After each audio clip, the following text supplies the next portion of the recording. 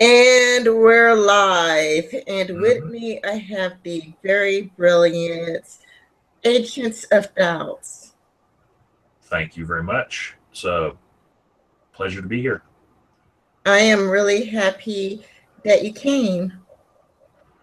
Um, I was happy to get invited. I saw all the other people that you've been interviewing. You've got a lot of big names. Yeah. Well, you're getting up there. You have 9K subs, so you're getting up there. You'll probably have 50K subs in no time. It's been a climb for me. In fact, for 5 of the 6 years I've been on YouTube, I had more videos on YouTube than I had subscribers. Hmm. Right now, I have more subscribers than I do videos, so that's a good thing. Yeah, I was hanging around a 1-to-1 ratio for a while, and then I gave up because I was putting out videos and not getting more subscribers. There was a lull on YouTube that happened around when they changed platforms with Cosmic Panda layout, and a lot of people just stopped watching and left and found other things to watch like Hulu and Netflix.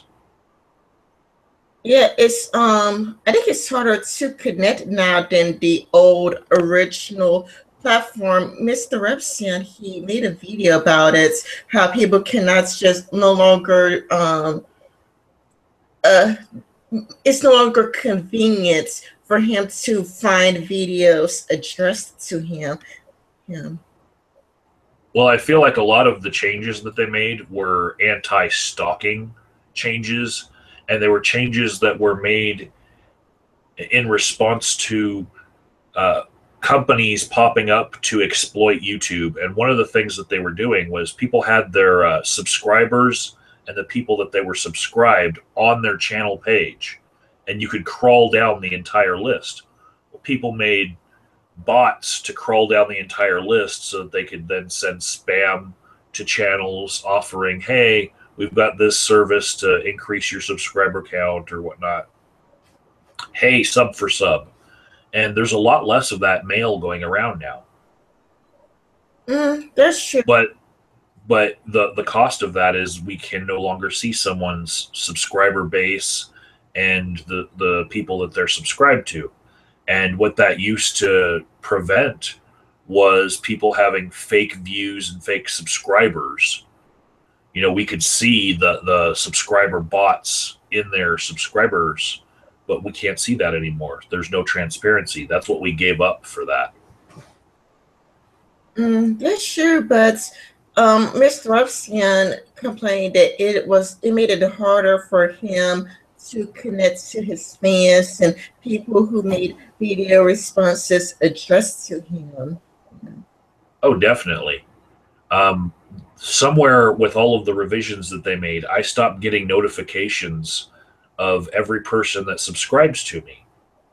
For the first 2 or 3 thousand subscribers that I got, I would get a notification in my email, and I would check out every one of them because there would only be like 1 or 2 emails a day, you know, and I would check every one of them to see if that was also a YouTuber that I would want to watch, you know, so every one of them got a look. But now I have to every so often on my channel state, hey, if I haven't seen your channel, shout yourself out in the comments because there's no other way for me to see you. Yeah, yeah, I do that sometimes on Twitter. When people follow me on Twitter, I go through their Twitter accounts to see if it's somebody I would like to follow back, like if their Twitter is very interesting and if there's somebody who's like, wow, like this person is really a brilliant person, or I try to subscribe back, but it's like if a person has zero videos, I'm not going to subscribe back to zero videos. But if this person has contents going on and they have like 10 or more videos, I would more likely to subscribe back. There are certain people on Facebook who I have set to a stalker mode where anything that they put out, I get to see it in an email and get notified. And my girlfriend's one of them because I don't want her to fall by the wayside with all of the people that I'm connected to on social media. So I have her set on stalker mode. Anything she posts, I can see it so I can like it, because I don't want her to feel that I'm liking all these other people's posts and I didn't even see hers. Yeah, my Facebook is very clustered. My Facebook is a lot more popular than my YouTube. My Facebook, I have like uh 2,000, well, over 2,000 friends. Well, quotes unquote friends. Mm. I actually have two Facebook accounts. One is for my family and friends and everybody who I was friends with before I went to college. And it stays open to the public for employers and anyone who's trying to do a background check on me to be able to see it. The one that I have connected to my YouTube channel has like 3,000 friends to it because people see my video and they want to talk to me on Facebook. And there are a lot of those friends. If I look down the list, mutually, they have almost 1,000 friends in common with me. And that's how they found me, that little suggestions box on the side. So I'll go to my Facebook and have 7 friend requests waiting for me every day. And I check them out because some of them are just like some troll stole a model's portfolio of pictures, and it's just a pretty girl picture, but it's just a troll that's trying to build up a sock account. So those I don't approve. Yeah. I never get like a sexy man sock account trying to friend me. It's always like, oh, this is something that you probably find attractive. And it actually pisses me off, and I enjoy deleting those requests. Yeah, I have like 2,000 friends on Facebook, and I don't even know how they found me, but there would be people, and they would have like 1,000 or over 1,000 friends in common with me. It's interesting. And that's one of the ways that I would measure, is this a real person? If they already have over 100 friends in common, that's 100 people that have either just clicked yes or they took the time to look. And if they have less than 100, then they're probably maybe a sock account. Because I meet people through a network on the internet that's based on this very niche group of YouTubers. So they probably started out friends with somebody else in that network. Oh, that's a good way to tell if an account is a sock account or not. If they have like less than 100 friends in common, I should probably try that out because I do wonder how all these, I always wonder how to tell the difference and how to get rid of them. But that's pretty good advice. Well, I've thought about doing a culling myself because once you hit 5,000 friends on Facebook, they can't friend you anymore. They can only follow you. So, in order to keep that 5,000 pure, before you get there, you have to do a culling and get rid of any of those sock accounts. So, I'm almost there. So it's about time that I start the culling. Yeah. To see, Yeah. because some of them probably slip through the cracks. Mm-hmm. Yeah, I have thought about doing that. Just go through my friends list and just delete any account that I think is a sock accounts or just block all the sock accounts. I mean, right now I do think I have like 50 sock accounts blocked, especially like you can tell when people say basically the exact same thing is pretty much the exact same creepy stalker's message over and over and over again. Yeah.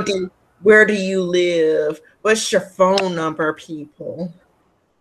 Well, the one thing that will get someone unfriended by me is adding me to a Fringe group on YouTube or on Facebook, where the notifications are already set to on. So I'm going to get spammed for their own promotional purposes. So if I see that I'm added to a group and then I turn the notifications off and remove myself from that group, and then they add me to another one, poof, you're not a friend of mine anymore. Because there's a lot of people who try to get around the lack of email notification by creating their own group and then throwing all their friends into that group and then posting their YouTube video in that just to get more exposure. And I just don't like the practice. I understand it because it's hard to promote yourself, it's hard to grow a channel, but I don't like it.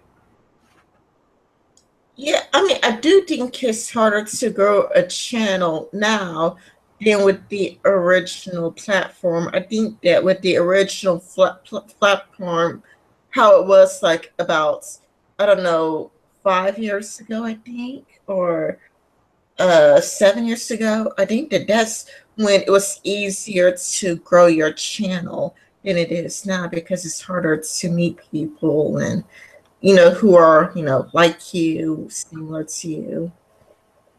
The worst example of this is actually Brett Keane, because he had two channels originally in the atheist community that were the biggest atheist channels. And they both had 10,000 subscribers to them. And then in 2007, he lost them both. And he has not been able to break 1,000 subscribers since then on any subsequent channel because it'll get flagged down before he loses it. Well, he's had his current channel far longer than he had those original two channels. And he puts out content every day.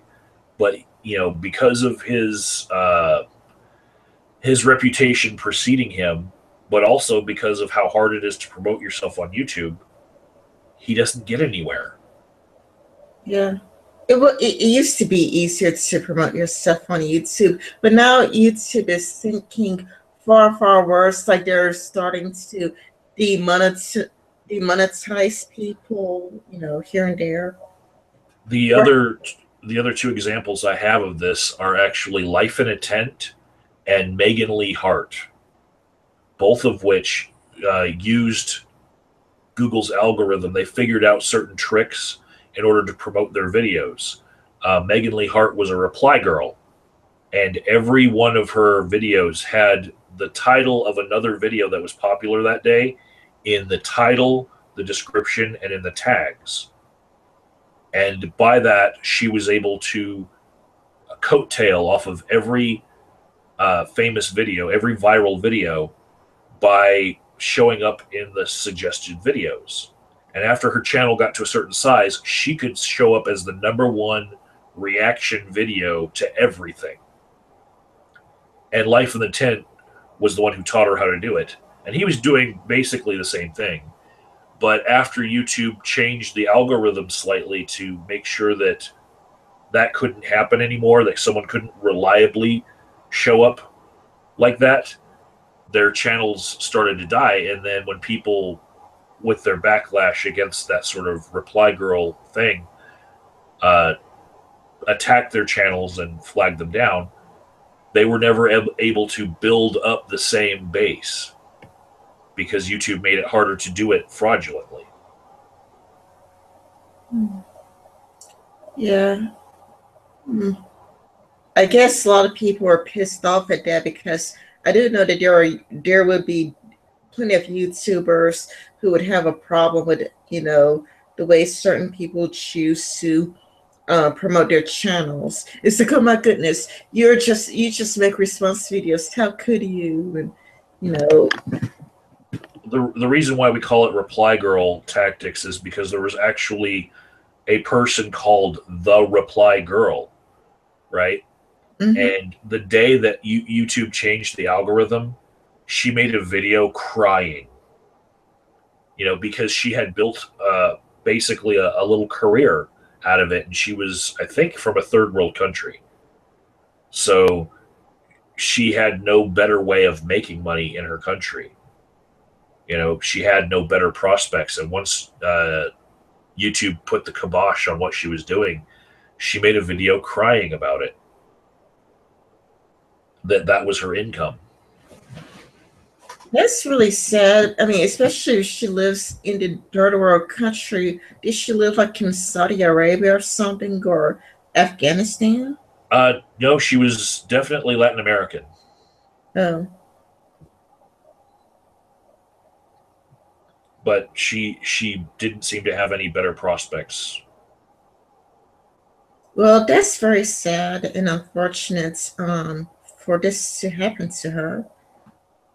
Well, she had a taste of good money from doing something that was an exploit on YouTube.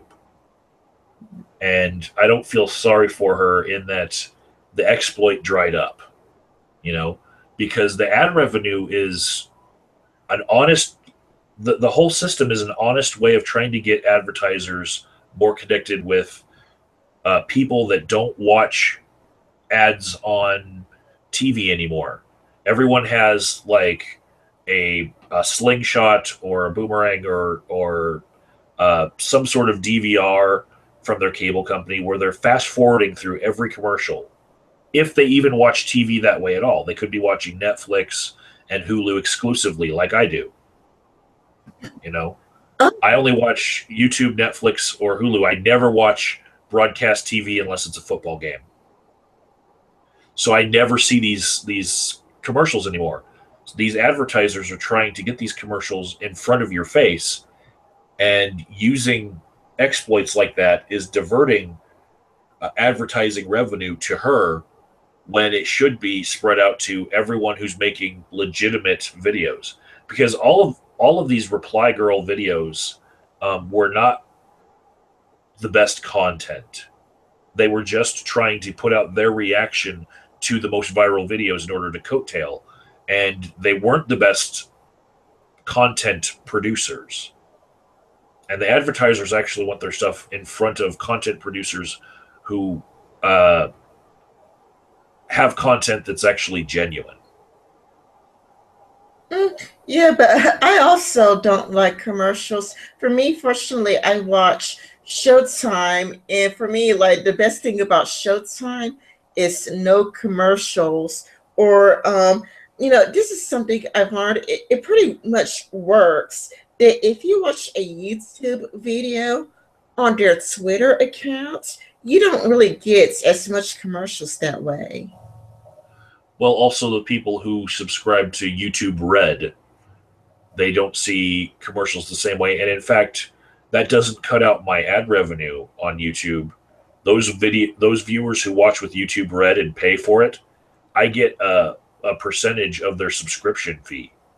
So I've actually seen that in my analytics now, where I get $1 or two each month from those few people that I have subscribed to me that use YouTube Red.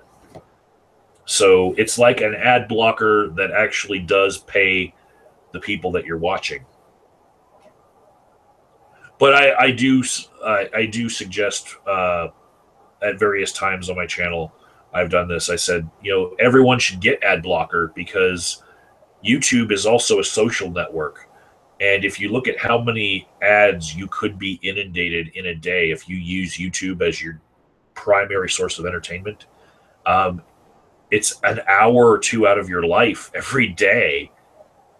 For some of those people that have nothing to do in their day other than watch YouTube, and they're on for every waking moment. That's 2 hours out of their day just watching commercials. So I do suggest that anyone who spends a significant amount of time on YouTube to get an ad blocker and just not contribute to me or anyone else in that way, because I'd rather see them contribute to the conversation, and be more present than having an hour or two of their life cut out. Life is too short. Yeah, I really, really hate those ads and commercials. It's really annoying. Nobody actually wants to see them or watch them. And I mean, those things don't even generate much revenue. Maybe if you have 4 million subscribers, but those don't even generate much revenue anyway. So, I mean, if you got your video demonetized, don't most YouTubers get their money from Patreon anyway? Uh, no, Patreon is actually a relatively newer source of income. Um, there are some YouTubers at the top of the food chain that are now getting more funds through Patreon than they got in ad revenue, but there are most of them, especially less than 50,000 subscribers, they still get more money from ad revenue than they do their Patreon patrons. Mm, The most egregious person who gets more money through Patreon would be the amazing atheist with the Drunken Peasants podcast, making right now $10,000 or $11,000 every um, every month. You know, but there are some that could make more money than their ad revenue, but aren't. Like the Thunderfoot channel only monetizes just certain videos, and he could monetize every one of them and put them all. He could put them all on Patreon with Patreon supported funds because he doesn't do monthly; he does per video. But he's responsible about it, and he only charges like 2 or 3 times a month yeah, instead of every time.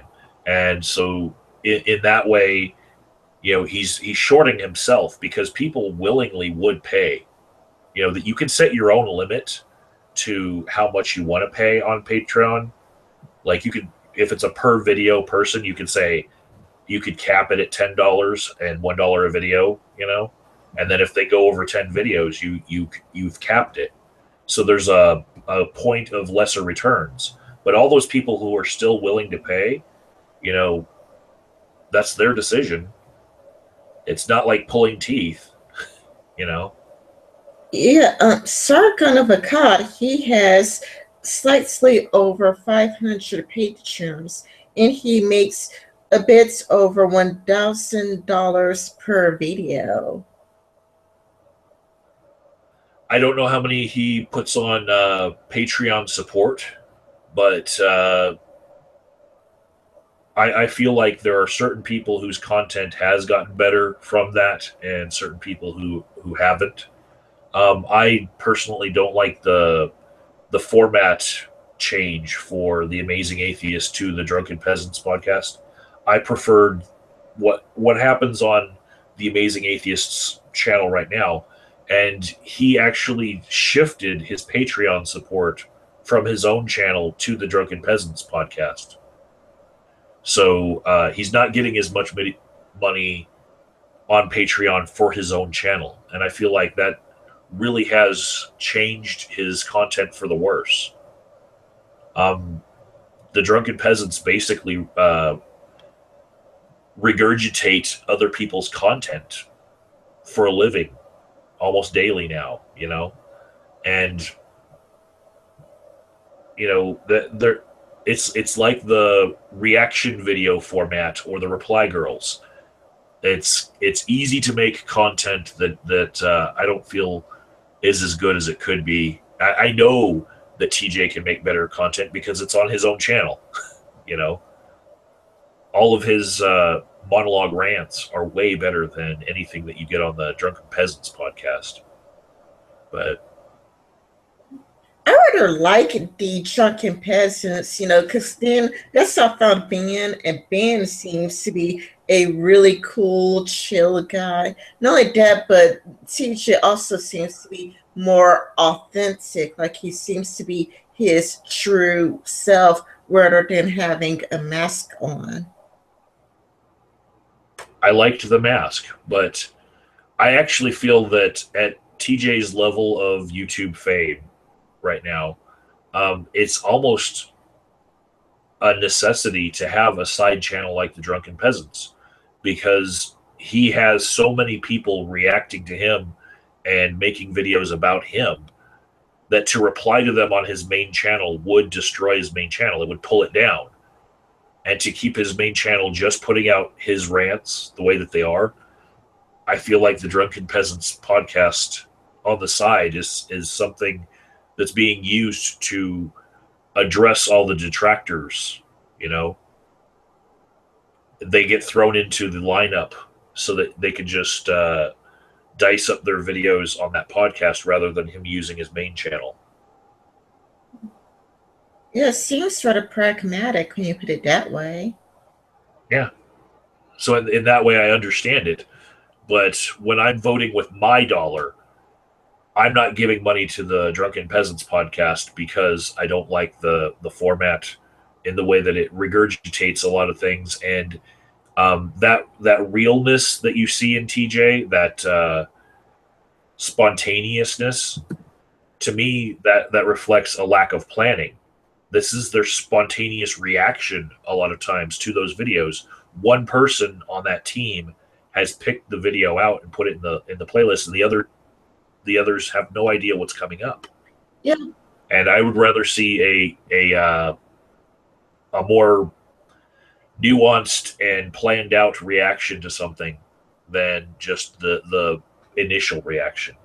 Well, to each his own. Because to me, I like the genuine teacher. I like his authentic self, his true self. I like him having his mask off, and I like being introduced to Ben. I mean, Ben seems like a really cool guy. In fact, JJ Toss, she met Ben and she talked to him for hours. He's a really cool guy, and I'm glad I finally know he exists. If there was no Drunken Peasants, and know that Ben exists. Well, one thing that I think that works with the Drunken Peasants podcast is that TJ has the wit to pull it off, because there are many people that don't have the spontaneous wit to be able to pull off that sort of a format.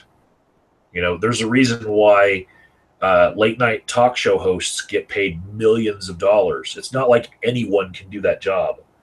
You know, they make it look easy, but to have your wit on the ball right there, it's a talent that he has, and that's the reason why the format is working for them. You know, without that talent, anyone else who's trying that same format will uh, be just a reaction video content producer that I will not be watching. Yeah, exactly. It does remind me of a late night TV host like David Letterman, Jay Leno, Jimmy Kimmel. It's just real time and it's really good. His wits, it's amazing. When other people do, would probably be like, "Oh my God, this is so stupid." He actually has a comeback for his dissenters. Absolutely, it's one of the reasons why I don't do a lot of hangouts, is because I don't even feel like I have half the talent that TJ has to have that spontaneous reaction. I feel like my brain as a processor is running at half the speed, you know, and uh, I prefer any format where you have time to prepare, because that's where I know that I can shine and I won't have any dead space. Uh, I haven't had many problems anytime that I do a hangout, but TJ does make it look a lot easier than it is. Well, I do think that it gets easier as you go on. Like, nobody starts off really well unless they have prior experience. But I do think that if you keep going through with it, you would get better as time goes on. I feel like I've also not liked the format because I'm a YouTuber, right? And I make videos and people make response videos, and that gives them enough of, I guess, a break in the conversation to decide how long they want their response to be. And they don't have to worry about me cutting them off or talking over them. And I hate being cut off and talked over in Hangouts, you know, especially Hangouts that have 10 people in them. And I'll be invited as a guest, but then only have the opportunity to say one thing per hour. and see the conversation headed in a direction that just makes me roll my eyes.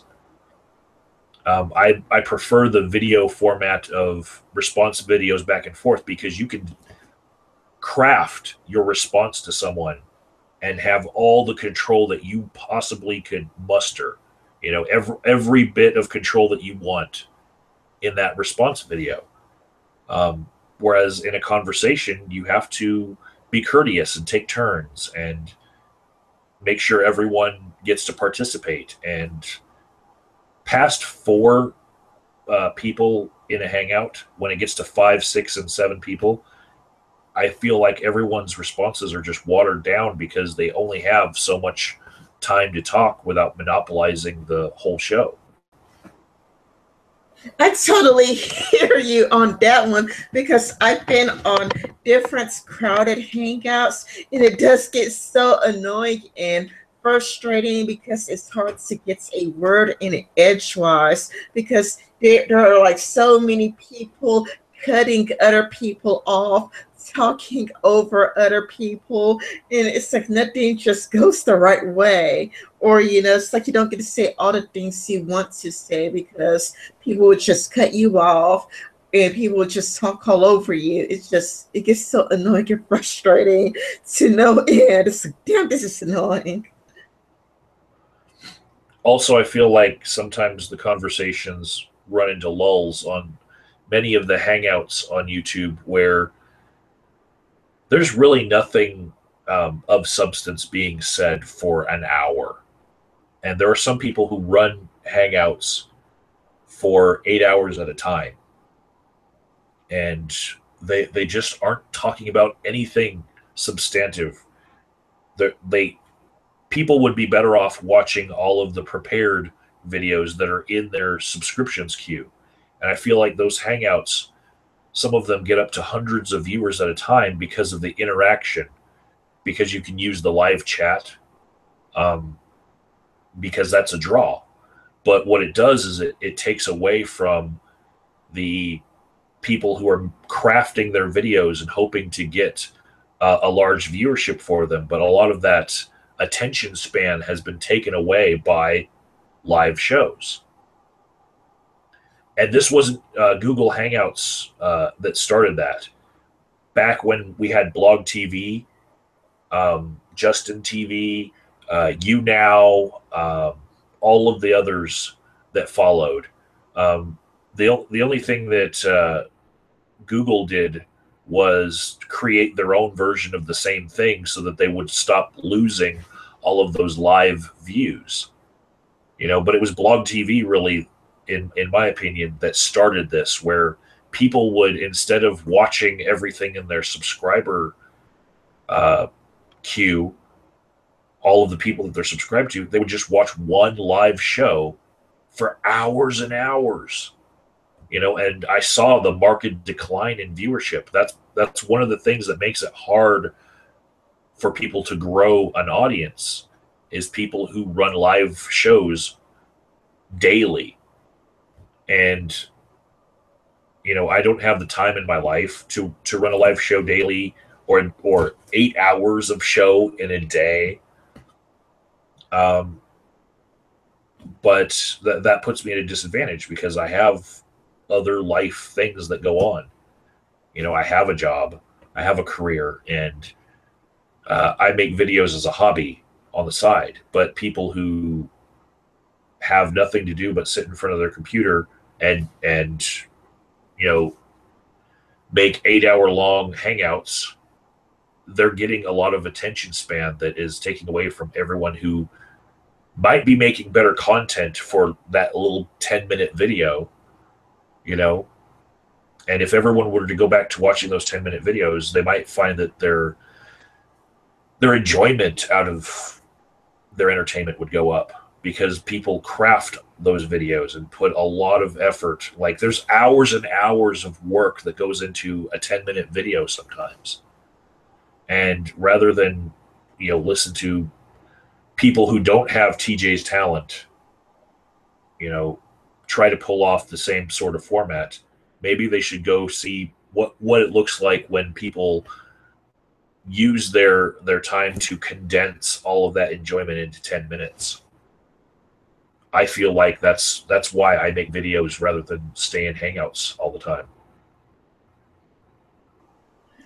Yeah, you brought up many different points, so I would try to address different points you talked about um, just now. I do try to weave out the people who don't say anything of substance because I've been on Hangouts and I've invited people to my Hangouts, and we would have a specific topic to talk about. And next thing you know, they're talking about their dog. It's no, like I want a dog, and it's like it seems like I want to talk about this particular issue. Like I would want to talk about Milo, or I would want to talk about this or that. And people would just talk about their dog, just talk about their neighbors. And it's kind of like I do try to have people who stick to the news on my channel. However, when it comes to where you're talking about how a 10-minute video could have more substance than a live hangout. Um, yes and no. And by that's what I mean is I've been watching anti-feminist YouTubers for a long time. And before that, I've been watching atheist YouTubers talk. And it seems like after a while, nothing new gets said. People just rephrase or rehash the exact same thing. I mean, you could only debunk Christianity so many ways and still keep it interesting. After a while, it's like I've already heard these arguments before. I'm not interested. Or with anti-feminist content, there's only so many ways you could debunk the wage gap myth. I mean, the wage gap has been debunked so many times across hundreds of channels to the point where it's like it's not interesting anymore. It's only so many ways you can listen to so many different myths to get debunked with it still being interesting, because after a while you just don't want to hear it anymore. Even if you know this person is really good, it's that there's nothing really all that new a person could bring to the table anymore.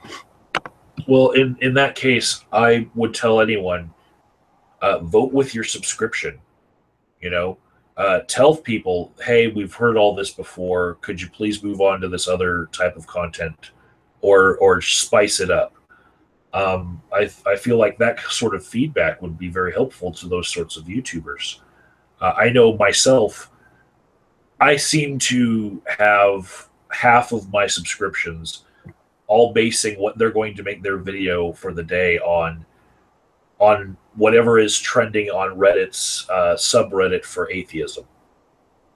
If you look at the top 10 things, that's what you'll see in your subscription box. And I say, you know, if you're trying to find a trending topic just to coattail off it, everything that you say about it is going to have already been said by someone else. Go the other way and find something interesting, you know, something that no one's picked up on before. If you were using just Reddit as your source of things to have a reaction to, I would say instead of looking at the trending top 10, look at the new box. You know, there's a tab for everything that people are just submitting that maybe fall through the cracks. And that's where all of the interesting stuff will be, because that's new frontiers to talk about. Yeah, it's just I get annoyed, or how YouTubers, how there would be like 5 or 10 YouTubers trying to debunk the exact same video. Like you would see shoe on head, vernaculus, graphics, Spinosaurus scan. You just see all these different YouTubers currently all debunking the exact same video. Kind of like Milo Stewart's the transgender person, or the Arabian chicks or whatever, the Muslim girls, AJ whatever. It's kind of like you can sometimes see multiple YouTubers debunk the exact same video. And it's kind of like I don't really want care to see so many people trying to rephrase an argument to keep it interesting. It's kind of like it would be a lot more interesting if different people try debunking different videos from the same person than everybody debunking the exact same video from the exact same person. Absolutely. I even broke the fourth wall with my audience and was saying that, I haven't made a video about Milo Stewart or Trigglypuff or any of the other trending topics like that for a reason. It's because that's all I see in my subscriptions. And I don't want to just say things that have already been said. And the dog piling does happen. Yeah, it gets really annoying and all that, but when you look at Milo Stewart's or that Muslim girl age, I think she is, it's kind of like if you look at the videos itself, they already have a whole lot of downvotes. You can see that very few people approve of the video, and it's like, are people doing anything productive? I mean, wouldn't it be better to, at the very least, go after a video that's very popular, as opposed to going after a video that's very unpopular anyway, that nobody listens to anyway? What's the point? Sometimes the thumbs can be misleading, and sometimes the thumbs happened after they started dogpiling. That Milo was a lot more popular on his videos before he got an anti-feminist uh, following of people who are now only subscribed to him just to downvote. Before he was discovered by the dog pile, he was popular in his own right. You know.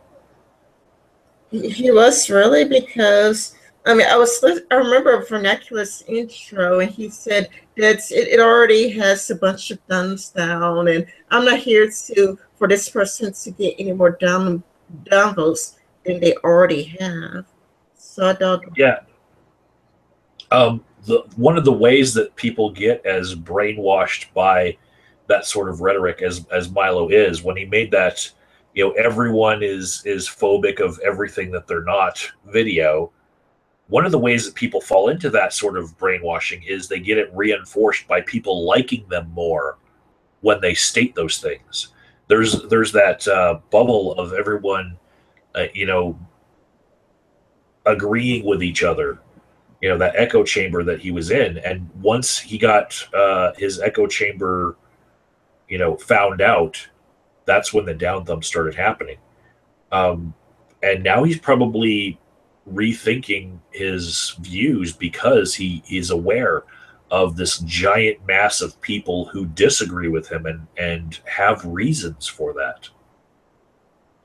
Well, a transgender person said that Milo Stewart is a transgender, where the person is just a special snowflake pretending to be transgender just for attention. And the person saying that most transgender people realize that they're trans at a very early age, like 4, 5, 6. This person realized that they were trans 5 years ago, and they're trying to be as ambiguous as possible, when really many people who are genuinely trans want people to definitely know that they are certainly a man or certainly a woman. They're not trying to be a confusion. They really want people to accept them as the sex that they identify as. Well, Milo has been inundated with that part of the intersexual feminism. Sorry, intersectional feminism, where gender fluidity is part of the narrative.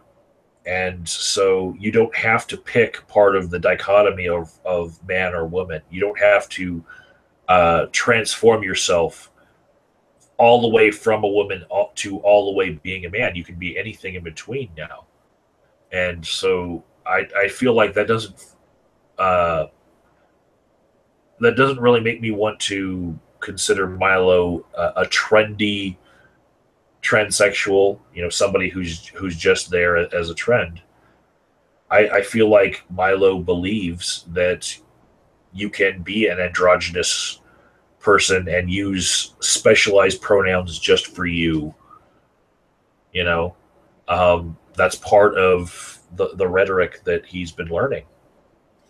Yeah, many people are trying to jump on board the trans train. Like Justin Dennis. That's I'm not sure if you're familiar with Justin Dennis. He's the guy that with the long hair that wears the dark eyeshadow or eyeliner or whatever. And he a person debunked him because he was like he's been transgender for 1 year or whatever. It's like, well, you're not really trans if you've only realized you're trans, for a year now. It's kind of weird because it's like he says he thought it was stupid, like draw his school years. He always thought it was stupid. He always embraced his birth gender, but once he got into college, that's when he realized that he's not 100% male and he's more um, in tune with his femininity. And now he thinks he's trans. And it's kind of like if all of these people are going to college and before they're cisgender, but they come out of college transgender, then we got to think about what they're indoctrinating kids into. Mm-hmm.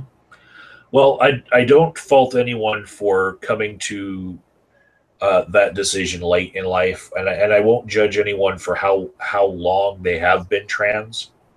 But I can see a parallel in my own life, where in the beginning of this interview, I told you that I have two Facebook accounts, and one of them is for everyone before college that I knew in my life, all my friends from then, and my family. And my Facebook that I use all the time, the one that's connected to my YouTube channel, the one that's connected to my free speech activism and my atheism, is much larger. It's the one that I use. Um, I never post on the other one, but I leave it up there basically because those people want to be friends with what they thought I was. You know, I was not as vocal about my atheism in my childhood because it was not a very popular thing to be. You know, I know that I did tell many people, but I didn't. I didn't push issues. I didn't try to live comfortably at all. I just tried to fit in, and I don't like that person anymore. So I have two Facebook accounts: one for all of those people who I used to placate, and one for me being me. Yeah, the best thing about YouTube and social media in general is that you can, come out as an atheist and embrace your atheism instead of pretending to be a Christian, or if not pretending to be a Christian, then to just play nice. And when Christians are dogpiling on you and try to push your views, to just, nod, smile, and just try to, like, oh, yeah, okay, yeah. On YouTube, you could be a vocal, outspoken atheist without having to deal with Christian shit. Because I mean, I remember being an atheist in high school and having all these kids, like 5 kids, coming up to me and just trying to use their best arguments when really I'm just trying to get from one class to another. I'm just trying to get through the day. And it's like I'm not trying to debunk all these arguments at once when I'm just trying to live my life. So I think that in a sense that that's the best parts of the atheist YouTube community. However, it many atheists, not some of them of course, but some of them broke off to become feminists or social justice warriors. I definitely see how the landscape on YouTube, where the battle lines are drawn, has shifted from atheist to theist to social justice warrior versus shitlord. And I do feel like my personal politics fell on the shitlord side because of how much I pay attention to free speech issues. And so a lot, half of my friends that I made uh, the first 3 years I was on YouTube are now on an opposite side of a battle line. And I didn't even see it happening until the past year. In the past year, I really have seen people virtue signaling and saying that I don't need to be their friend anymore. I've had people go behind the scenes and tell some of my friends not to be friends with me anymore because I am not on board with the social justice narrative. And, it was hard for me because I didn't pay attention to that division for years online. And I wasn't aware of how many friends I had lost because I was so rigid about my free speech views. Um, there's some people who would not want anything to do with anyone who has a little tinge of difference with them, a little nuance. Yeah, it's been hard for me. It's also one of the things that has made it hard for me to grow my channel because it's hard for me to even want to come back to YouTube, day after day. Sometimes when I see that my group of friends has had this giant schism happen in them. Yeah, just a few hours ago, I saw Fox News virtue signaling, but they were virtue signaling from the left. They were against hate speech. It was Fox News opinion, but it was still on the Fox News websites, and they were talking about how they're against hate speech, how hate speech needs to come to an end, and how the hate speech that Twitter's no hate speech or hate speech is illegal should come to America and how they should fight. And this is Fox News, a conservative website, talking about how it's important to stop hate speech and how hate speech being illegal should be expanded to America. And I thought it was stupid because Lauren Southern, she Lauren Southern has been shadow banned on Twitter, and she was blocked or banned from Facebook for 30 days for no other reason than for being a conservative.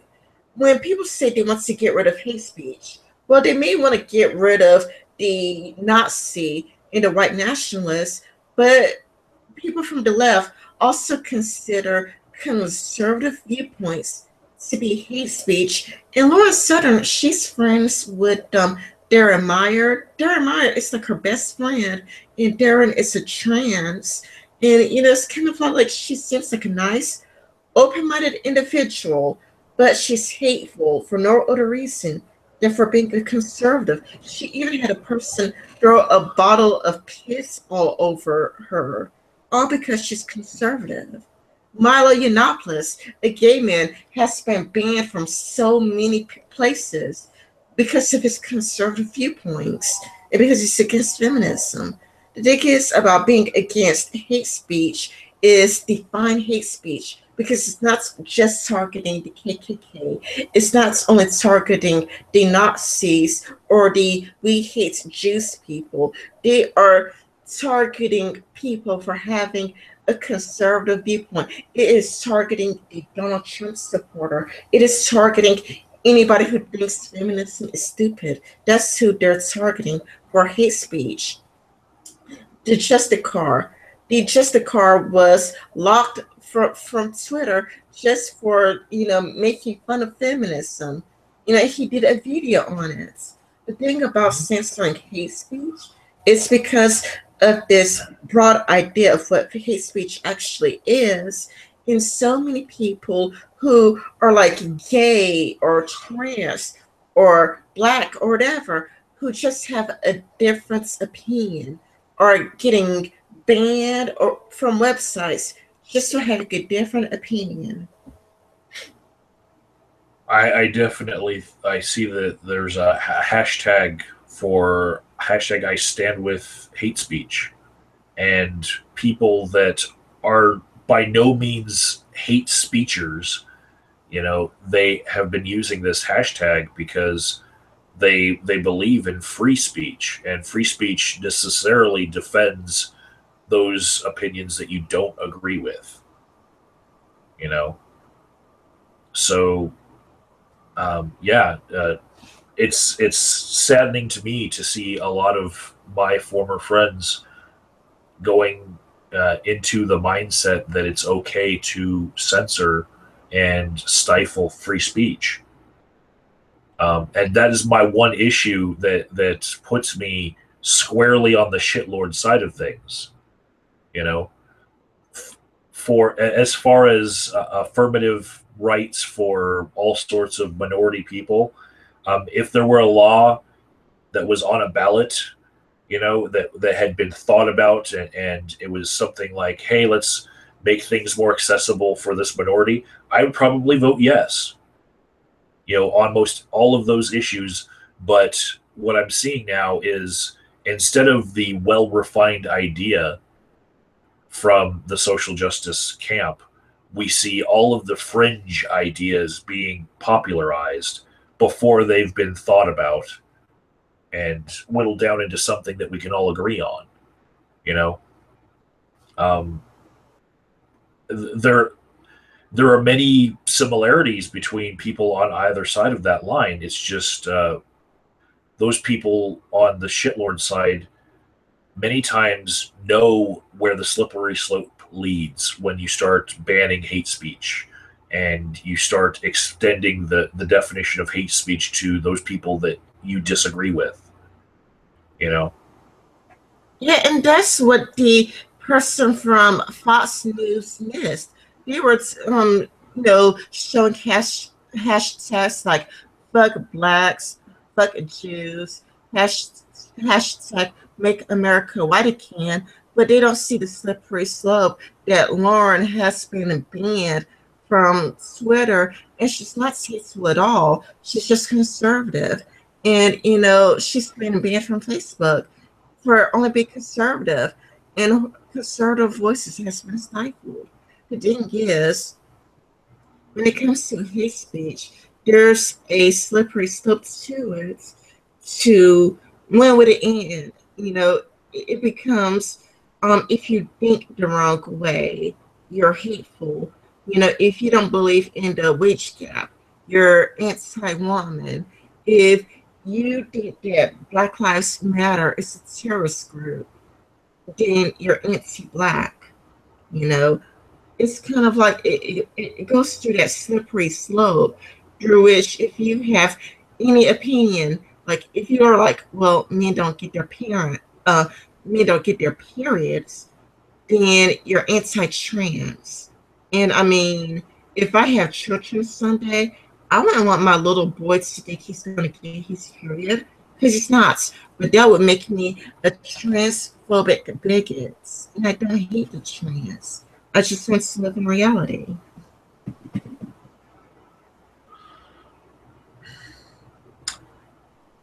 So recently, one of the things you wanted to talk to me about when you approached me for this interview was my views on Steve Shives and Jacqueline Glenn.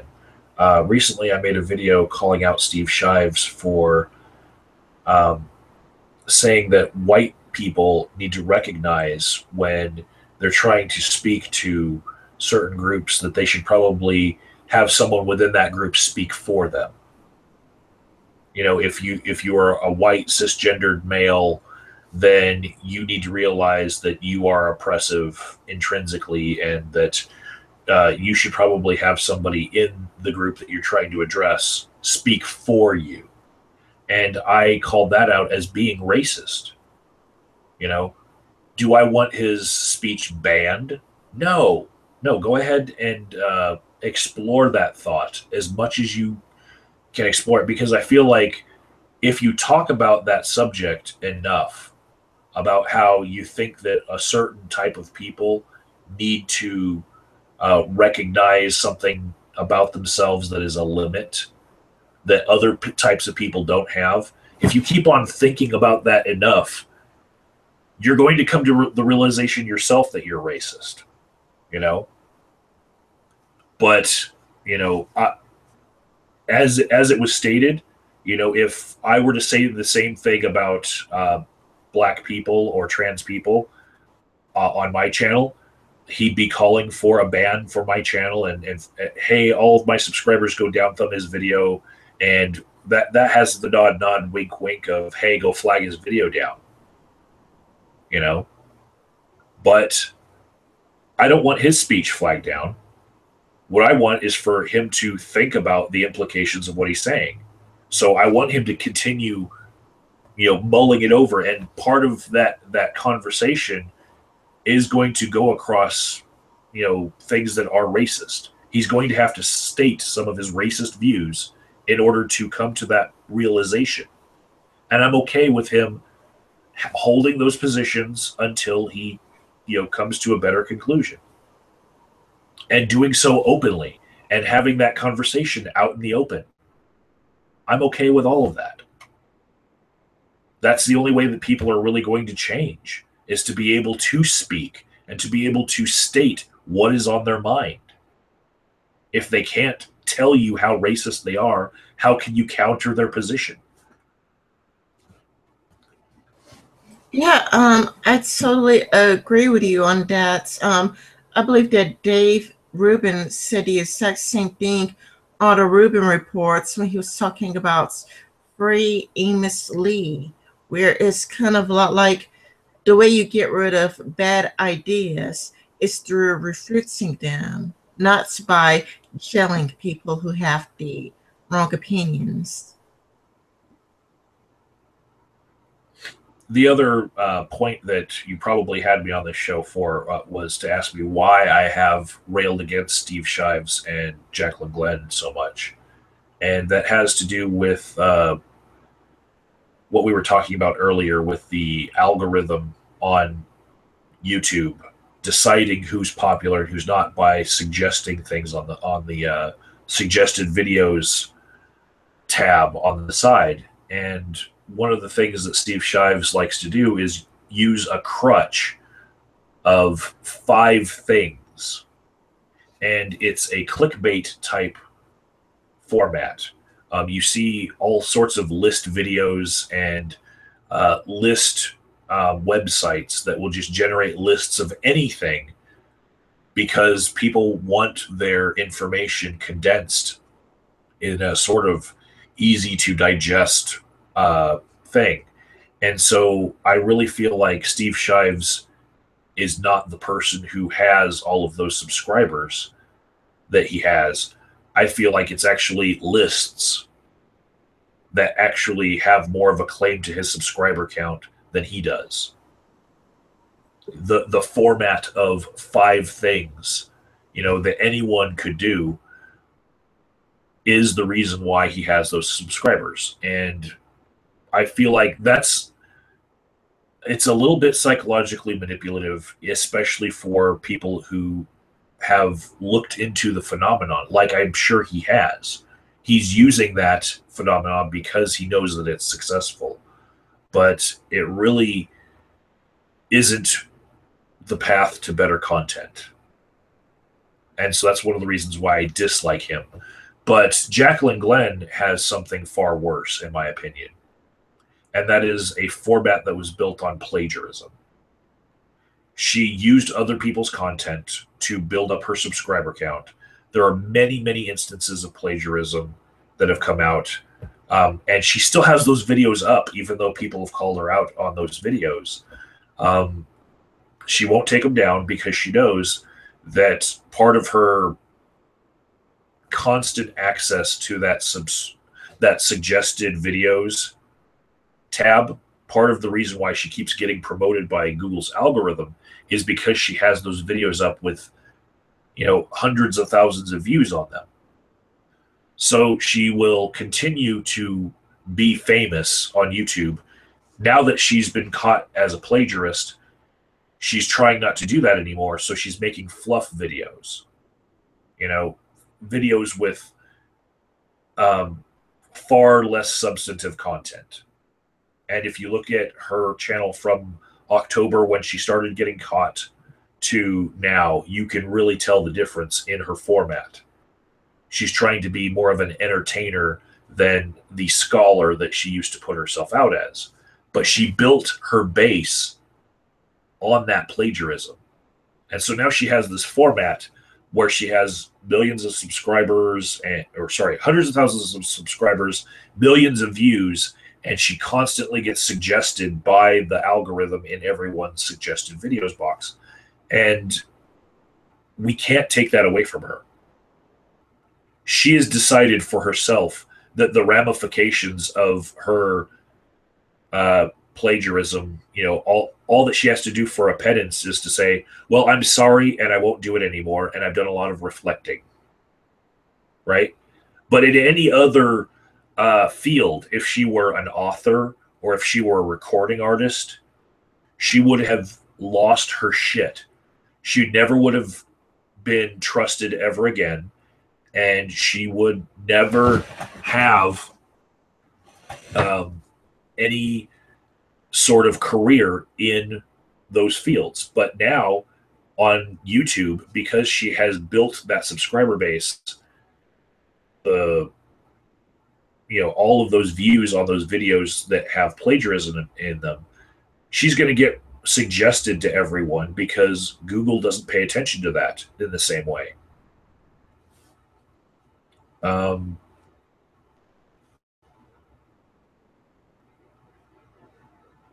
I see you've got this thing on the screen from, is that a thing from Dark Matter? Yes. He gave Steve Shives a shout out, and then Shives' channel has had zero growth since then. Yes. Dark Matter gave Steve Shives a shout out back in 2013, which is why he has a lot of subscribers. And now he's lost some subscribers, and he hasn't really been experiencing any growth in his YouTube channel. Well, there's something that I have no way to research, but I felt like probably happened with Jacqueline Glenn's channel. When a channel gets too big to fail, like hers is, because she has a much larger platform than Steve Shives, whenever somebody makes a video outing her for more plagiarism, she does lose Patreon patrons. She's lost half the money she used to make per month on Patreon because that's a reactive thing where people can be swayed. But because on YouTube, she only has to deal with the algorithm, not actual fans' opinion of her, because she will get promoted to people who have no idea who she is. Because she has that, she can actually hide her losses of subscribers and views because she makes enough revenue off of those videos and off of Patreon that she can actually pay for a little bump in subscribers on days where the fallout from another plagiarism instances has been found. So she can cover that for hundreds of subs a day, by just paying a service to subscribe her for 100 subscribers. And this is one of those things that's very, very hard to prove, right? And I have been investigating, and it's just extremely hard to prove, especially because YouTube changed its format to where we can't see who is subscribed to someone, and I can't see bot armies. And if I could, I would be able to just be pwning people left and right for all of their purchased subscribers and views. And I do believe that a lot of the YouTubers who made it big initially were paying for their subscribers and views, and we just didn't know it. Ray William Johnson is one that I actually proved, because YouTube will do something that I call the forced correction. Remove thousands of subscribers a day in a very clear pattern. And Ray William Johnson's channel did have that happen to it for a long period of time. And I pointed that out on my channel. But until somebody gets discovered as having huge fake views and fake subs, controlled correction from YouTube, I can't prove it. All I can show is, hey, for some reason Jacqueline Glenn's channel keeps increasing in views and subscriptions daily, as if there's nobody who knows about her plagiarism. And yet her Patreon constantly is going lower and lower and lower in the total amount of money that she's getting. You know, why is that? Why does she have such a disparate result in those two things? Well, one is manipulatable, and the other one is the result of people finding out about her. So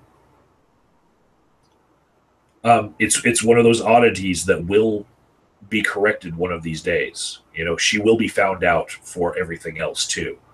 It's just a long process, and by the time we find it out, she will still have been making thousands of dollars every month on a platform she doesn't deserve. Oh, so you figured out how much money she made before the plagiarism? Oh yes, if you'd like to see that, you can go to graphtreon.com. It's a website that graphs out all of the top Patreon people, and Jacqueline Glenn is one of them. And from October, when the first instance of her being found out was the Purdue non-theists, and then I jumped on the bandwagon and looked at all the rest of her content and found 3 more instances, and then I started a playlist, and now it's up to like 17 instances of her plagiarism in videos, and there are more, but people just haven't made the videos about it yet. But yeah, since October, when that playlist was started and Purdue non-theists came out, and I came out with my 3 separate instances, she has lost half of her Patreon revenue. And you can see that on graphtreon.com. Jacqueline. Graphtreon.com. Graphtreon. And it is like Patreon. It's like EON. And it's yes. GRAPHTREON.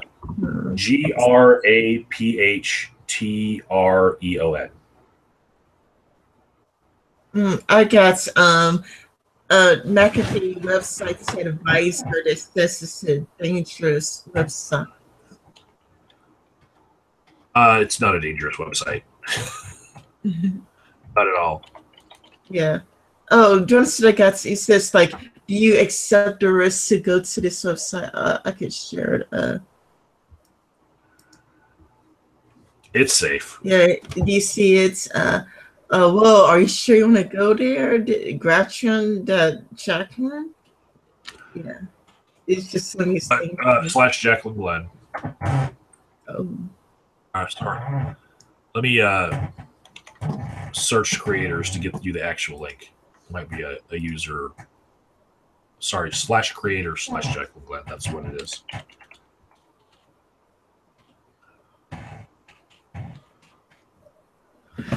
But yeah, I did care about people who are too big to fail, because Onision, he's been called out for a lot of shit, but even still, he still has like I think he has like 7. No, he has far more. I forgot how much subscribers Onision has, but I know it's still a lot.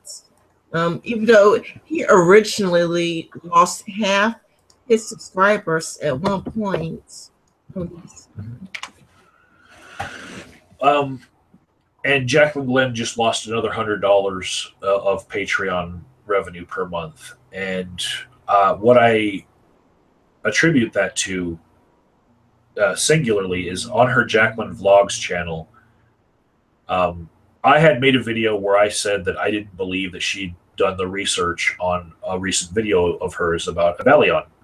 And so she finally found something that I said that she could prove wrong. So she goes and makes a video on her Jacqueline Vlogs channel. Like, after all these things that I'd shown about her plagiarism, after me harping on the whole playlist that I had of her, she found one little thing that she could respond to, that she had downloaded the videos of Avalion by showing her web browser. But what that did was it introduced a whole bunch of her fans, her hardcore fans that contribute on Patreon, to the fact that she had been plagiarizing. And so they went over to my video and they saw, they might have down thumbed, but they saw in the comments of my video and in the description the playlist. So even though I was wrong about that one little thing, in the end she loses $100, you know, almost in a week, $100 per month. You know, so the more that we popularize how she doesn't deserve the platform that she has, the more people will know, and we'll see that lack of Patreon funds, and cover it up by purchasing all the views and subscribers, you know, to cover up any dip that she might get from, you know, the ramifications of what she did. But she can't cover it up on Patreon. Yeah, I see it now. It says her total Patreon says 169 Patreons. She's lost almost 4% Patreons since last month. Let's see, her earnings. Go ahead and click on year to date. Where's that? YTD on the graph. That's where you're going to see the most telling thing. I don't. On the. I still. The line that says Zoom 1 million 3, or sorry, Zoom 1 month, 3 month, 6 month, and year to date. Oh, year to date. Yes.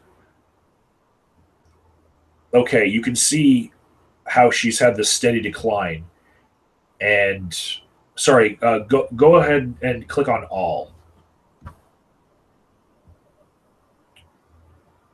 Okay, so starting with October 15th, look at the yellow line.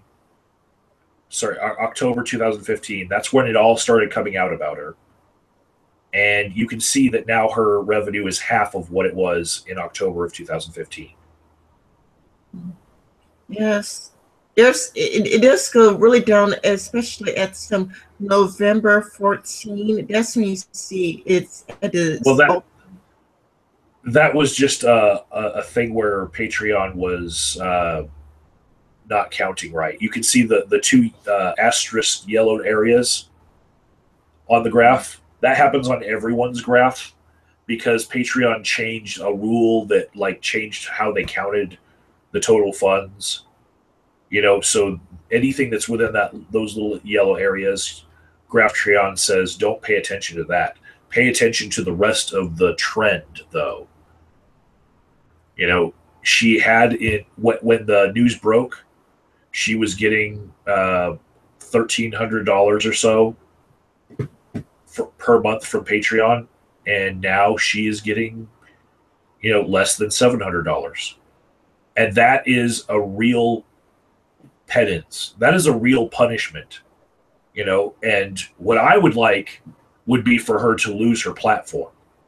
You know, I'm an advocate for anyone who plagiarizes as egregiously as her to not be able to profit from the channel that she built on it, right? I want her to make $0 on the Jacqueline channel and $0 on Patreon.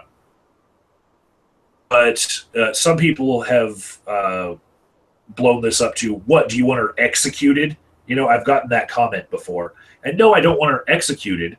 I want her to suffer the same kind of penalty that people would on other media, which is she would have to change her career. You know, anyone who's found plagiarizing in other mediums, they don't get to make money in that career anymore. You know, the same way that they did. They don't get to use the platform that they built up until that point. They have to start all over again. Most of them change careers. And that's what I feel would be a fitting punishment for her. I'm not going to get that because YouTube doesn't work that way. You know, she's going to be able to rebound. This is just going to be a little hiccup in her career. You know, I wish that it were harsher, but it won't be. Well, for me, I am pro free speech, and to me that sounds like censorship. I mean, I'm against censorship. I'm not censoring. I'm saying that she should lose all of her credibility because of being that kind of criminal. You know, plagiarism has been historically a very egregious act. You know, any culture that values intellectual property has considered plagiarism to be a very low thing. That means that you're not putting out your own content, you are passing off somebody else's content as your own. You know, but I feel like if she wants to make videos with, you know, and using her own voice, you know, I don't want her to be censored from now on. I just don't like that she has a career built on that plagiarism, that she continues to profit from it. She still has the videos up where she plagiarized, you know, and she still makes ad revenue off of those videos. Yeah, and but they continue to bring her more subscribers, and so she continues to profit from it. yeah, to me, it's up to, like you said, she plagiarized Richard Dawkins, but to me, it's up to him to sue her. It's up to people that she plagiarized to sue and to try to for everybody she plagiarized to sue her. If nobody sues her, if nobody demands that she takes it down, then it is that time to say that she should be deplatformed. That to me is the line between, proper punishment and just censoring. And being a free speech advocate, I don't think anybody should be censored, no matter how low they are.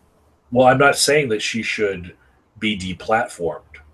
I'm saying that every one of her subscribers needs to be informed of what she did. Working on that. You know, I curate that playlist and I spread it around as much as I can whenever I hear her name being mentioned, you know, and people can vote with their subscription and they can vote with their money. And they are. Yeah. The reason I stopped following Jacqueline Glenn early on, like I found her back when during the atheist movements, when her channel was still growing. Like I found her when she still only had like 100K subs. But for me, I didn't know she plagiarized, but she did flip flop a lot. And people didn't seem to notice it, but she seems to flip flop on her views on a lot of videos. I mean, not on atheism, of course, but she has done a lot of flip flopping. And I used to keep a list of all the videos where she flip flop, where she'll say one thing in one video and then say like the total complete opposites, or in another video, or every time she was very inconsistent. Uh-huh. One of the things that I remember the most, that sticks out to memory, is how she would be a lot like she was arguing against a Christian, doing a video response on them, and she said that's the no true Scotsman fallacy, because he was talking about Hitler. And she said, oh, well, you're just using the no true Scotsman fallacy.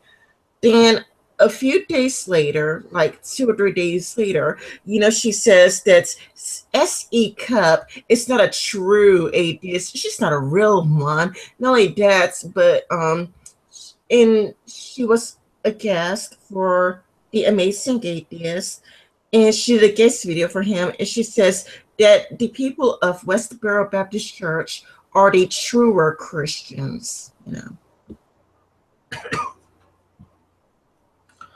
Yeah, and she's been around long enough that she has enough content that we can analyze things like that, you know. And some people have more nuanced or flip floppy positions than others. Yeah, but if you flip flop a lot, it does make me think that you're a very suspicious person, because sure, we change our minds, but okay, the difference between Jacqueline Glenn and Mr. Repsian is that Mr. Repsian would make a video saying, yeah, I changed my mind. Yes, I think I was wrong in a prior position, prior view I used to have. Jacqueline Glenn, she did a whole lots of flip flopping, and she just to say, well, I changed my mind, and this is why I changed my mind. Well, that's something I agree with Mr. Repsion on, and I also um, I feel like he's very courageous in that respect, and I do the same thing, and that is to admit when you're wrong. And too many YouTubers peddle being right all the time. They trade in that. They sell it to each other. They want to be right all the time. That's why they pick on that low hanging fruit. That's why they all dogpile on the same issue. They want to be right all the time, and they think that that's the way that they're going to be more famous and get more subscribers. And I love that Mr. Repsion has come out and said, I'm wrong, you know. And as soon as Jacqueline Glenn made her video showing that I was wrong on one little thing, I made a video with a retraction, you know. And, I wish more people were classy enough to put out retractions on anything that they're wrong about. Um, but Jacqueline Glenn was also wrong about feminist flow by saying in that same video where she proved that I was mistaken. Um, she stated that Feminist Flow had stolen Evalion's videos and re-uploaded them. So even if she got them from Feminist Flow was wrong in the first place. Well, Feminist Flow is actually real life friends with Evalion and had permission to re-upload the videos. When is Jacqueline Glenn ever going to make a retraction about that? I would not hold my breath while waiting for that. When she showed that I was wrong, I was actually at work pulling a double shift. And I tweeted out, hey, I'm on my way home to make my retraction. Of course, she had blocked me, so she never saw that. But when I got home, the first thing I did was click on my Hangout, and it was just me streaming live. And I stated, hey, she has better proof than I showed, and she actually did research that because, she has the browser history. I had her history of plagiarism. I had the way that she sounded in her video. That was my evidence that I had. But she had better evidence. And so I made that retraction. When is she ever going to make a retraction for Feminist Flow? Never. And she could prove me wrong on that by doing it tomorrow, But I don't think she will, because she trades in being right. And a lot of YouTubers do. A lot of YouTubers are afraid to ever say that they've been wrong about something. Yeah, this is why I have so much respect for Mr. Repsian, because Mr. Repsian actually has a few videos. I don't know how many, but he actually does have a few videos where he admits that he's wrong. He actually has a video where he makes fun of his older content, and I thought that was very, noble offenses, like, yes, I changed and my views changed. And even JJ Talks, she has a video where she talks about how she grew on YouTube and how some of her views have changed and how she doesn't think certain things anymore. And I like it when people are classy enough to say when they're wrong or when they don't agree with a view anymore, instead of trying to be right all the time, because I think it's pompous, arrogance, and annoying. However, when it comes to the low hanging fruit, I think that the audience demands it. Like, I do think that they'll get 10, 20, sometimes 50 or 100 requests to go after BuzzFeed or Lacey Green or Francesca Ramsey. People want the low hanging fruit because it's cheap entertainment. And when people go after high hanging fruits, it's more boring and dull. But still, I appreciate it when people can go after high hanging fruits. Well, I feel like one part of the formula to find high hanging fruit is to not take uh, all of your viewer submissions as to what your content should be. You know, a lot of those people that trade in never being wrong, and get the complaint of, well, why are you dogpiling on the same thing? They hide behind, oh well, that's what I've been asked to make a video on. You know, but I feel like if you really want to find that high hanging fruit, go ahead and find your own content, find your own topic to talk about. You know, because the mob is not the source of high hanging fruit. The mob wants to see that same thing be talked about. Yeah, unfortunately, because I I heard Sean Head and Vernaculus talked about it before, where everybody, like all of their fans, are telling them to debunk this video, even though it's the exact same video that has been debunked. Or that's also where you see like a bunch of people going after the exact same video instead of seeing fresher, newer content. It's because it's their fans that want them to go after the low hanging fruits. Because I think that Vernaculus would have no problem going after high hanging fruit. In fact, he has went after Christopher Hitchens. He has went after this American lady or black British woman. I don't really know what she is, but she was on TED Talk Women, and he did one after it, and he did a very good job on it. Mm-hmm. Well, if I could, I need to take a little 3 minute break, and then I can come right back. I need to handle something really quick. But I would really like to get to your list of questions uh, that you pose to most of your interviewees. I know you have it waiting because you are a good content maker and you have something pre-planned. So I want to get to that part. Here's what we could do. What we could do is we could stop it here and restart it in a few minutes. Like, did you want to do that? Just stop it here and then restart so you can get back. That's the way we don't have 3 minutes of dead time. Okay. All right. All right. Then